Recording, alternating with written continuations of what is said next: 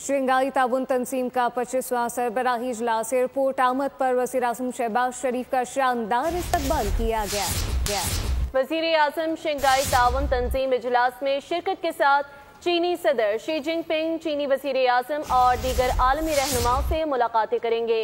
इजलास में 20 सरबराहान मुमलिकत और 10 आलमी इदारे शिरकत कर रहे हैं। SCO समिट 20 सरबराहान मुमलिकत के चीन में डेरे। वज़ीर आज़म का एयरपोर्ट पर पुरतपाक इस्तकबाल किया गया। 5 रोज़ा सरकारी दौरे पर वज़ीर आज़म चीन में अहम मुलाकातें भी करेंगे। आला सतह का वफ्द भी वज़ीर आज़म के हमरा है। वज़ीर आज़म SCO सरबराही इजलास में शिरकत करेंगे। सदर शी जिनपिंग और वज़ीर आज़म ली जोंग से मुलाकातें करेंगे। मुलाकात में पाक चीन ताल्लुकात के मुख्तलिफ पहलुओं पर तबादला ख्याल होगा। वज़ीर आज़म की SCO समिट की साइड लाइन्स पर अहम आलमी रहनुमाओं से भी मुलाकातें होंगी। वज़ीर आज़म बीजिंग में सदर और आलमी रहनुमाओं के साथ फौजी परेड में शरीक होंगे। SCO इजलास में 20 सरबराहान मुमलिकत और 10 आलमी इदारे शिरकत कर रहे हैं।